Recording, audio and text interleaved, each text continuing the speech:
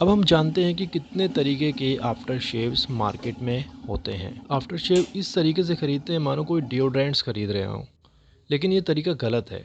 After shave का इस्तेमाल हमेशा स्किन टाइप के हिसाब से किया जाना चाहिए। मैं आगे बताऊंगा कि मैं कौन सा आफ्टर शेव इस टाइम पे यूज़ करता हूं और क्यों यूज़ करता हूं। सर्दियों में बाम इसलिए बताया दोस्तों, क्योंकि उसमें थोड़ा सा ऑयली इंग्रेडिएंट होता है।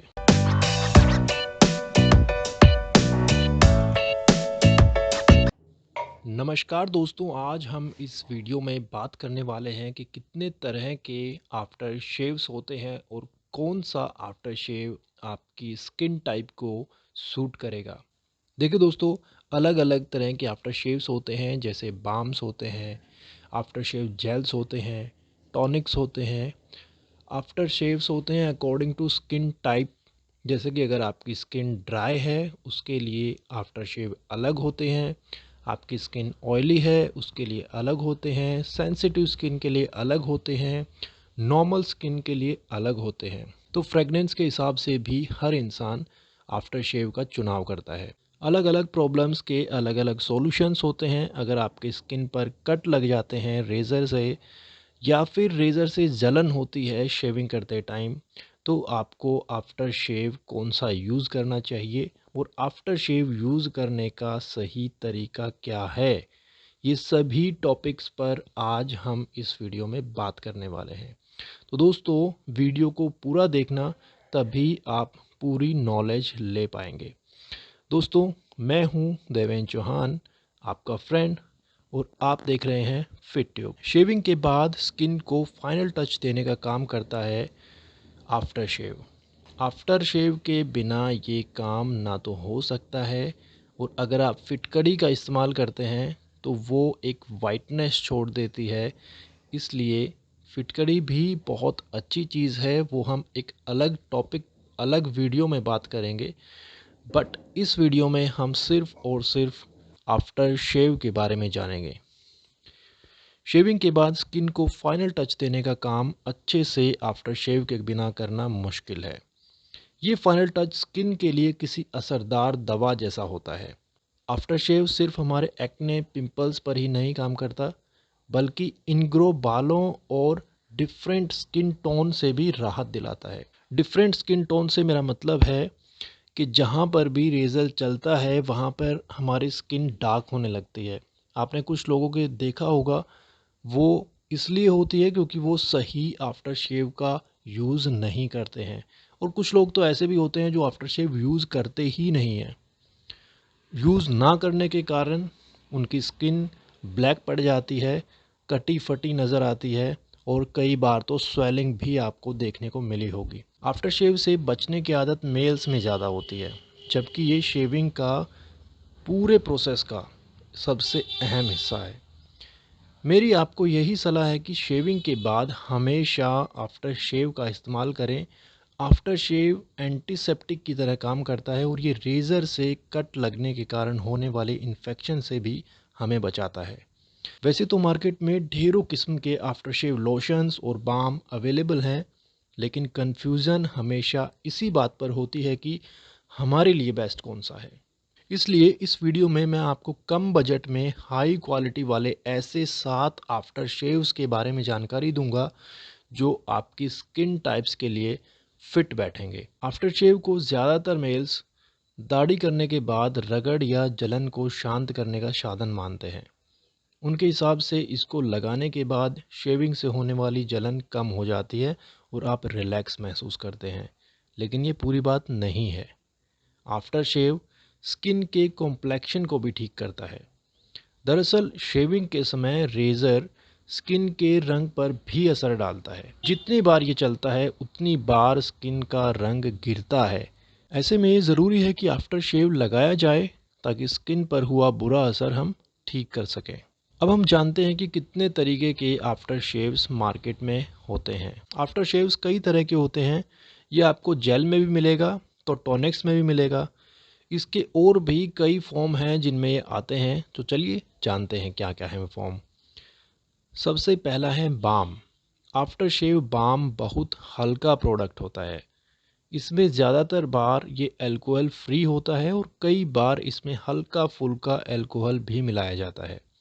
इसमें मॉइस्चराइज़र करने के लिए कई तरह के ऑयल्स भी मिलाए जाते हैं ताकि स्किन पे इरिटेशन ना हो और हम अच्छे से स्मूथ स्किन पा सकें। Second, after shave jail.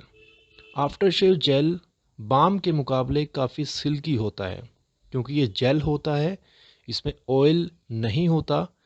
Jail की वजह से शेविंग के बाद काफ़ी रिलैक्स महसूस होता है, इसलिए हम ज़्यादातर लोगों को देखते हैं कि वो आफ्टर शेव जेल्स का इस्तेमाल करते हैं। Number 3, tonic. टॉनिक में कई तरह के इंग्रेडिएंट्स होते हैं जो डिसइंफेक्ट्स यानी कीटनाशक का काम करते हैं। ये शेव के बाद स्किन पोर्स को बंद कर देता है ताकि जो भी ब्लीडिंग हमें कटिंग के दौरान लगी है वो जल्दी से जल्दी रिकवर कर सके। Number 4, according to skin type. After shave इस तरीके से ख़रीदते हैं मानो कोई डिओड्रेंट्स ख़रीद रहे हों, लेकिन ये तरीका गलत है। आफ्टर शेव का इस्तेमाल हमेशा स्किन टाइप के हिसाब से किया जाना चाहिए। पहले तो आपको आपकी स्किन की पहचान करनी होगी। अगर आपकी स्किन अक्सर रूखी सूखी रहती है या फिर बहुत रफ़ महसूस होता है तो समझ जाइए कि आपकी स्किन ड्राई है। इस स्किन के साथ मॉइस्चराइज़ करने वाले आफ्टर शेव बाम ही चलेंगे। ये अल्कोहल फ्री भी होते हैं। इस प्रोडक्ट का इस्तेमाल करने के बाद स्किन का मॉइस्चराइज़र लेवल बढ़ जाता है। इनके इस्तेमाल से स्किन को रूखा और बेजान करने वाले इन्फेक्शंस भी अपना असर नहीं छोड़ पाते हैं। Number 6, oily skin. अगर आपकी स्किन हमेशा चमकती रहती है और इसके पोर्स खुले नज़र आते हैं, इसके अलावा अगर अक्सर आपके मुहासे हो जाते हैं तो मान लीजिए आपकी स्किन ऑयली है। ऑयली स्किन के लिए आफ्टर शेव जेल सही ऑप्शन रहता है। इससे चेहरा चमकता रहता है, पर हाँ, अगर समय गर्मी का हो तो लोशन सही रहेगा। इस वक्त सबसे ज़्यादा ऑयल चेहरे पर नज़र आता है और लोशन इसी को कम करने का काम करता है। मैं आगे बताऊंगा कि मैं कौन सा आफ्टर शेव इस टाइम पे यूज़ करता हूं और क्यों यूज़ करता हूं। अगर आपकी स्किन सेंसिटिव है तो चेहरे पर अक्सर खुजली महसूस होती होगी, कई बार चेहरा लाल पड़ जाता होगा और कई बार आपने देखा होगा कि स्किन पर रेडनेस हो जाती है, स्वेलिंग आ जाती है। अगर ऐसा कुछ आपके साथ होता है तो मान लीजिए आपकी स्किन सेंसिटिव है। इस कंडीशन में किसी भी ग्रूमिंग प्रोडक्ट को इस्तेमाल करने से पहले एक्सपर्ट्स की सलाह लेनी ज़रूरी है। इसके अलावा अक्सर ये देखा गया है कि after shave lotion 100% alcohol free होने के चलते इस तरह की स्किन को सूट करता है। अगर 100% अल्कोहल फ्री आपको कोई भी आफ्टर शेव लोशन या फिर आफ्टर शेव किसी भी फॉर्म में नज़र आता है, आपको वो सूट करता है, तो आप उसी को यूज़ करें। सेंसिटिव स्किन के लिए सिर्फ यही कहूँगा। नॉर्मल स्किन, बताई गई सभी बातों से अगर कोई भी प्रॉब्लम्स आपके सामने नहीं आती है, कौन सी बातें? वही जो मैंने पहले बताई हैं कि आपको कहीं भी खुजली नहीं होती, ना ही रेडनेस आती है, ना ही कहीं स्वेलिंग आती है, ना ही कट्स लगने के बाद आपको इतनी ज़्यादा इरिटेशन होती है, ना ही इन्फेक्शन होता है, तो समझ लीजिए आपकी स्किन नॉर्मल स्किन है। इस स्किन के लोग किसी भी आफ्टर शेव का चुनाव कर सकते हैं। बस दिमाग में ये याद रखें कि कम से कम अल्कोहल वाले प्रोडक्ट्स का इस्तेमाल करें। आप सर्दियों में बाम और गर्मियों में जेल का इस्तेमाल करें। ये आफ्टर शेव मौसम के हिसाब से आपकी स्किन का ख्याल रखेंगे। सर्दियों में बाम इसलिए बताया दोस्तों क्योंकि उसमें थोड़ा सा ऑयली इंग्रेडिएंट होता है, और गर्मियों में जेल इसलिए बताया है क्योंकि नॉर्मली आपने देखा ही होगा, पसीना जब भी आता है तो पोर्स से जैसे ही निकलता है तो ऑयली स्किन चिपचिपी हो जाती है।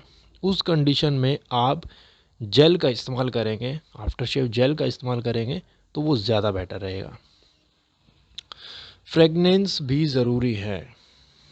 आफ्टर शेव की शॉपिंग करते हुए महक को भी अहमियत दी जाती है। कई ब्रांड्स एक ही प्रोडक्ट्स में एक से ज़्यादा फ्रेगनेंस दे देते हैं, लेकिन कुछ महक सूंघने में समझ ही नहीं आती।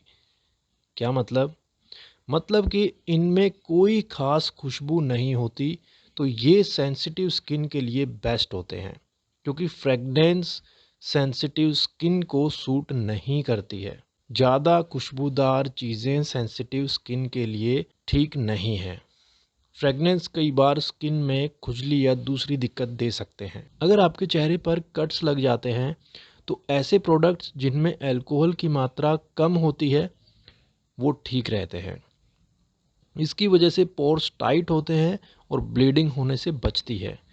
फिर इन्फेक्शन की भयानक जलन भी नहीं होती। नेक्स्ट है रेज़र बर्न इंग्रेडिएंट्स हो, जैसे अगर आपको शेविंग करते टाइम जलन महसूस होती है तो आप बेहतर रहेगा ऐसे प्रोडक्ट्स का इस्तेमाल करें जिनमें कूलिंग इंग्रेडिएंट्स हो, जैसे एलोवेरा, यूकलिप्टस और मिंट्स वाले after shave. After shave use करने का सही तरीका क्या है? आफ्टर शेव को यूज़ करने का सही तरीका उसमें मौजूद इंग्रेडिएंट्स के हिसाब से तय किया जाता है, लेकिन आमतौर पर इसके इस्तेमाल का तरीका एक ही होता है। शेविंग करने के बाद फेस को अच्छे से पानी से साफ़ कर लें और टॉवल से पोंछ लें। अब आफ्टर शेव की थोड़ी मात्रा हाथों में लेकर हल्के से रगड़ें और किसी खास जगह को टारगेट करने की बजाय आप इसको पूरे जहाँ पर शेविंग की है, जहाँ जहाँ पर रेज़र चला है वहाँ पर अच्छे से इसको लगाएं। कोई एरिया आप छोड़े नहीं। जहाँ पर आपको ज़्यादा कट लग गए हैं वहाँ से उंगली में हल्का सा डिप करके वहाँ पर लगा सकते हैं एक्स्ट्रा। इसके बाद 2 मिनट के लिए स्किन को ऐसे ही छोड़ दें, टॉवल से पोंछें नहीं। आँखों के पास आप आफ्टर शेव का इस्तेमाल ना करें। दोस्तों अब मैं बताता हूँ कि मैं कौन सा आफ्टर शेव लोशन या फिर आफ्टर शेव अब मैं बताता हूँ कि मैं कौन सा आफ्टर शेव यूज़ करता हूँ। दोस्तों मैं यूज़ करता हूँ निविया का आफ्टर शेव लोशन, क्योंकि मेरी स्किन बहुत सेंसिटिव है, साथ में मुझे बर्निंग भी रहती है और मेरी स्किन सर्दियों में ड्राई हो जाती है, गर्मियों में ऑयली रहती है। तो इस पैटर्न के हिसाब से मैं सिर्फ़ और सिर्फ सर्दियों में यूज़ करूँगा निविया का। इसके बाद गर्मियों में मैं एक नेक्स्ट वीडियो बनाऊँगा, उसमें मैं आपको बताऊँगा कि कौन सा मुझे सूट किया और कौन सा यूज़ करना चाहिए। सेंसिटिव या संवेदनशील स्किन वाले पुरुषों के लिए ज़्यादातर शेविंग का अनुभव अच्छा नहीं रहता है। शेविंग ब्लेड के महज एक स्ट्रोक से ही उनकी स्किन में जलन और खुजली होनी शुरू हो जाती है। बाद में ये ज़रूरी हो जाता है कि वे ऐसे स्किन केयर प्रोडक्ट का इस्तेमाल करें जो खासतौर पर सेंसिटिव स्किन वालों के लिए बनाया गया हो। सेंसिटिव स्किन वालों के लिए मेरी सलाह है कि वे निविया के आफ्टर शेव लोशंस का यूज़ करें। शेविंग के बाद एक बार में ही इसे चेहरे पर लगाएं। अंतर आप खुद महसूस करेंगे। आपको खुद पता चलेगा कि पहले में और आज की ग्रूमिंग में आपका कितना फ़र्क है। दोस्तों ये मेरा एक पर्सनल रिव्यू है निविया के आफ्टर शेव लोशन के बारे में। आपको कितना सही वो सूट किया और आपकी स्किन अगर सेंसिटिव है तो आपको ज़रूर उसको एक ट्राई देना चाहिए।